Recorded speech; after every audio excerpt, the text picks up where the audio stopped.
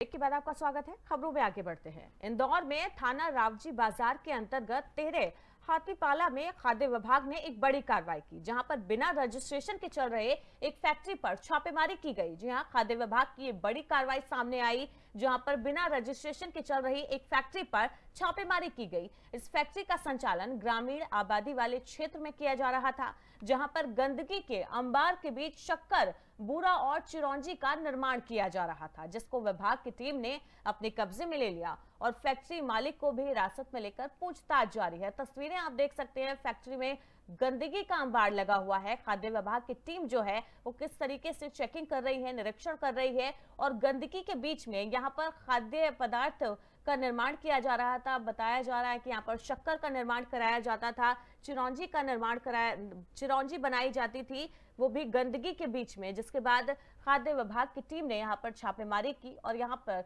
जो भी सामान था उसको अपने कब्जे में लिया और उसका सैंपल लेकर जांच के लिए भेज दिया है। साथ ही जो फैक्ट्री मालिक है उसको हिरासत में लेकर पूछताछ जारी है। बताया जा रहा है कि फैक्ट्री का रजिस्ट्रेशन भी नहीं था और ग्रामीण आबादी वाली क्षेत्र में फैक्ट्री का संचालन किया जा रहा था।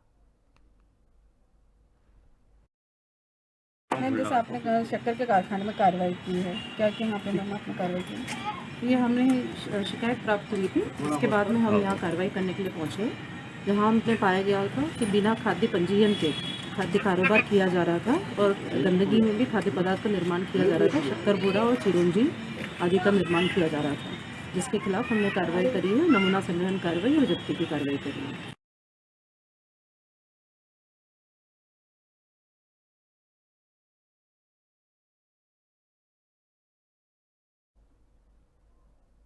वहीं रायसेन में भोजपुर क्षेत्र के ग्राम ताजपुरा के बांस गहन में 30 एकड़ खरीफ फसल में आग लग गई, जिसके बाद किसानों को काफी नुकसान हुआ। इसके अलावा ग्राम मूलगंज के दाहौद में भी खड़ी फसल में अचानक आग लग गई, जिससे किसानों को काफी नुकसान हुआ है। किसानों की करीब 30 एकड़ फसल इस आग में बर्बाद हो गई, जिसके बाद ग्रामीण परेशान है, चिंता में है। नायब तहसीलदार ने नुकसान का जायजा लिया है, ग्रामीणों को आश्वासन दिया है कि जल्द से जल्द उनकी फसलों का सर्वे कराया जाएगा, नुकसान का सर्वे कराया जाएगा और ग्रामीणों को मुआवजा दिया जाएगा।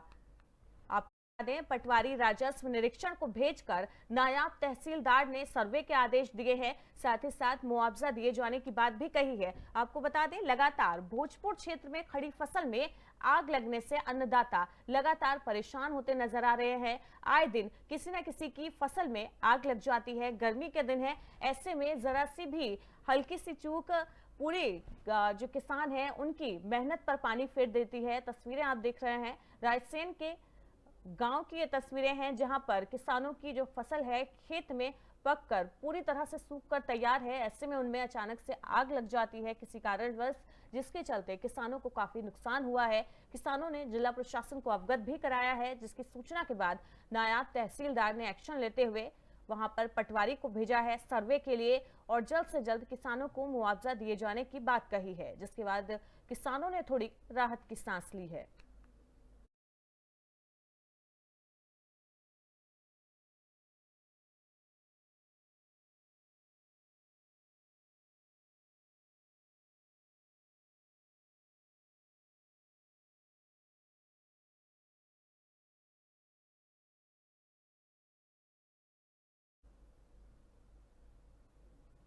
वहीं डिंडौरी जिले के बजाग थाना अंतर्गत शहडोल पंडरिया नेशनल हाईवे पर बजाग थाना में पदस्थ पुलिस कर्मी द्वारा एक ट्रक चालक से अभद्रता करने का वीडियो तेजी से वायरल हो रहा है, जिसमें पुलिसकर्मी ट्रक चालक से अभद्रता करते हुए दिख रहा है। वहीं स्थानीय लोगों का कहना है कि ट्रक चालक की कोई गलती नहीं थी, इसके बाद भी पुलिस ट्रक चालकों को धमकाते हुए नजर आ रहे हैं। लोगों का कहना है ट्रक शहडोल से छत्तीसगढ़ के पंडरिया की ओर जा रहा था। इसी बीच पुलिस वाहन डायल 100 का आमना सामना हो गया और डायल 100 में सवार पुलिस वाहन से नीचे आते हैं और ट्रक चालक से विवाद करने लगे। इसी बीच ग्रामीणों का जमावड़ा लग गया। अब स्थानीय लोग पुलिस कर्मियों की निंदा करते हुए कार्रवाई की मांग कर रहे हैं। तो बिंडौरी की ये तस्वीरें हैं, जहां पर एक ट्रक चालक का सामना डायल 100 की गाड़ी से हो गई, जिसके बाद पुलिस वाले नीचे उतरते हैं और ट्रक चालक से अभद्रता करने लगते हैं, उनसे मारपीट और गाली गलौज की जाती है।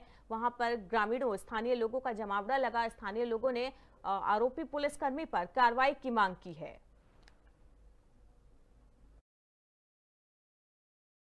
मैं दिगंबर प्रसाद पाठक बजाज से। ये मोड़ है यहाँ पर, उधर से एक ट्रक आया, वहाँ से 100 डालकर पुलिस वाला वहाँ से क्रॉस होना चाह रहा था। उसको देख कर को ड्राइवर ब्रेक लगा के वहीं खड़ा हो गया और ड्राइवर उसको पुलिस वाले उसको गाली देने लगा। गलती ड्राइवर की नहीं थी, गलती पूरी पुलिस वाले की थी। वो वाइब्रेशन फैलाने लगा, वहीं गाड़ी से उतारने लगा, उसको धमकी देने लगा मारने का। ये स्थिति थी यहाँ पे। आए दिन पुलिस वाले लोगों को इसी प्रकार के परेशान करते हैं यहाँ। क्या चाहते हैं आप लोग? हम चाह रहे हैं कि ऐसे पुलिस वाले के ऊपर कार्रवाई होना चाहिए। भाई देश की सेवा कर तो अनावश्यक किसी को परेशान करने का उनको है नहीं, पुलिस वालों को, पर अनावश्यक लोगों को परेशान किया जा रहा है। ऐसी शिकायतें बहुत कई बार आई हैं।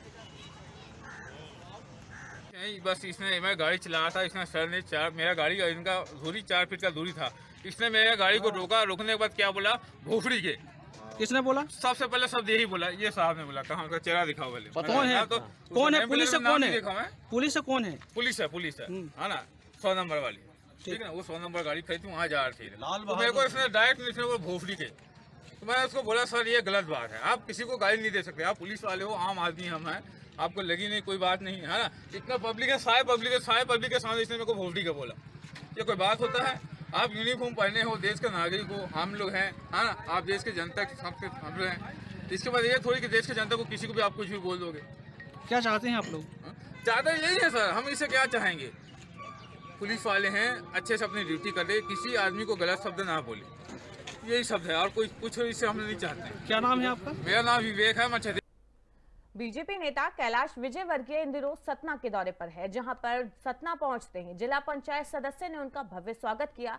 यहां पर महासचिव ने कार्यकर्ताओं से मुलाकात की। आपको बता दें, बीजेपी के राष्ट्रीय महासचिव हैं कैलाश विजयवर्गीय, जो आजकल सतना दौरे पर पहुंचे हैं। इस दौरान कैलाश विजयवर्गीय ने नारायण त्रिपाठी के विंध्या में पार्टी बनाने के ऐलान पर भी बयान दिया। वहीं कांग्रेस पर उन्होंने जमकर निशाना साधा। मध्य प्रदेश में चुनावी सरगर्मियां तेज हो चुकी हैं।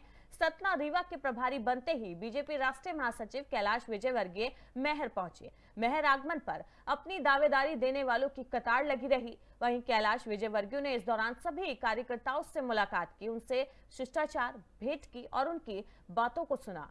तो सतना दौरे पर इन दिनों कैलाश विजयवर्गीय है, जहां पर उन्होंने कार्यकर्ताओं से मुलाकात की। सभी कार्यकर्ताओं ने उनका भव्य स्वागत किया, फूल माला पहनाकर उनका स्वागत किया गया है। आपको बता दें, मध्य प्रदेश में चुनावी सरगर्मी तेज हो चुकी है। सतना रीवा के प्रभारी बनते ही बीजेपी राष्ट्रीय महासचिव जो है विजयवर्गीय, वो मैहर पहुंचे थे, जहां पर उनके आगमन पर दावेदारी देने वालों की कतार लगी रही। इस दौरान वहीं कैलाश विजयवर्गीय ने सभी से आत्मीयता के साथ भेंट की और उनकी बातों को सुना।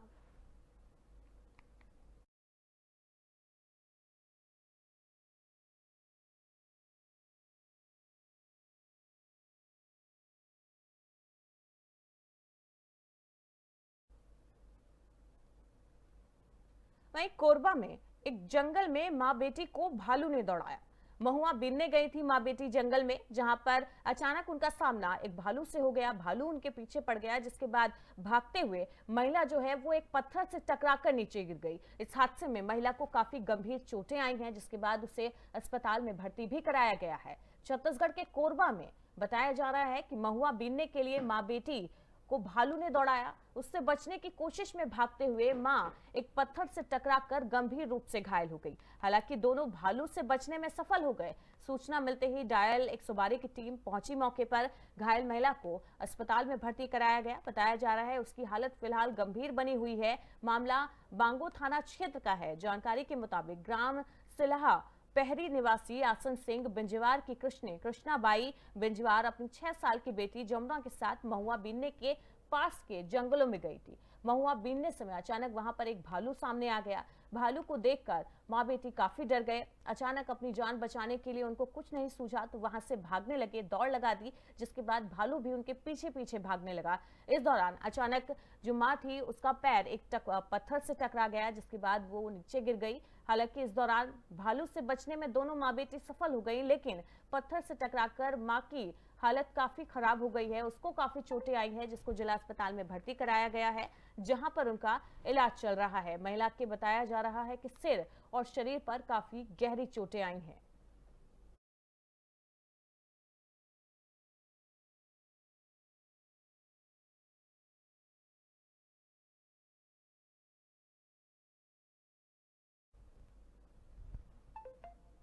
वहीं बेमेतारा में बीरनपुर में मिले 2 शवों की शिनाख्त हो गई है। दोनों शव पिता और पुत्र का निकला है। खेत में इन दोनों का शव बरामद हुआ था, जिसके बाद से पुलिस इनकी शिनाख्त में जुटी हुई है और अब इन शवों की शिनाख्त हो गई है। पुलिस के मुताबिक ये शव पिता और पुत्र का है। हिंसा के दौरान उपद्रवियों ने इनके घरों पे आग लगा दी थी और जिसके बाद जहां पर इनका शव जल गया, उसके बाद इनके शव को खेतों में फेंक दिया गया। फिलहाल पुलिस ने इनके शवों की शिनाख्त कर ली है और बताया जा रहा है हिंसा के दौरान इनके घरों में आग लगा दी गई थी। बीरनपुर और कोरवाए गांव के बीच दोनों के शवों की पहचान हो गई है। दोनों मृतक बीरनपुर के ही रहने वाले हैं, पिता पुत्र है। सोमवार को इन्हीं के घरों में उपद्रवियों ने आग लगा दी थी। पोस्टमार्टम कराने के बाद प्रशासन की निगरानी में दोनों शवों को परिजनों के हवाले कर दिया गया और अभी फिलहाल सब दोनों शवों का अंतिम संस्कार भी करा दिया गया है। बताया जा रहा है मामूली विवाद पर मामूली सी बात को लेकर 8 अप्रैल को हुई हिंसा ने 2 और जानें ले ली। शनिवार को हुई हिंसा के बाद विश्व हिंदू परिषद ने 10 अप्रैल को छत्तीसगढ़ बंद का आह्वान किया था। बंद के दौरान पुलिस की उपस्थिति के बावजूद सोमवार को बीरनपुर में प्रदर्शनकारियों ने जमकर उत्पात मचाया था। इस दौरान एक घर में आग लगा दी गई। इसमें हुए सिलेंडर विस्फोट में आईजी समेत पुलिसकर्मी घायल होने से पुलिसकर्मी घायल होने से बाल बाल बच गए थे। इसी जले हुए रहने वाले बाप बेटे का शव मंगलवार की सुबह बीरनपुर कोरवाए गांव के बीच खेत में मिला। इनकी शिनाख्त साजा पुलिस ने की है।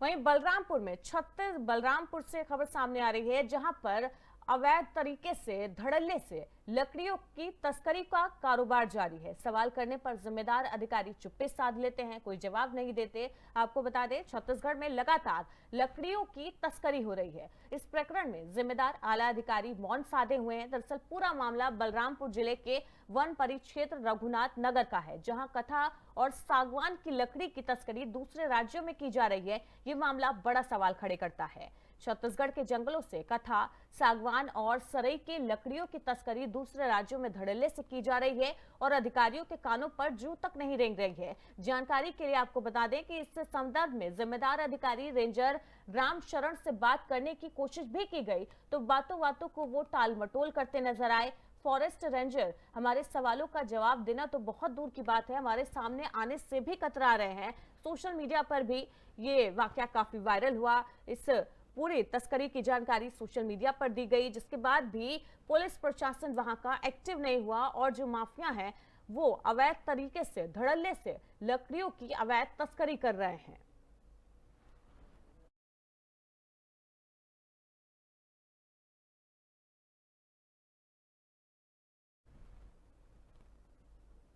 बुलेटिन में फिलहाल इतना ही। लगातार खबरों के लिए देखते रहिए FM न्यूज।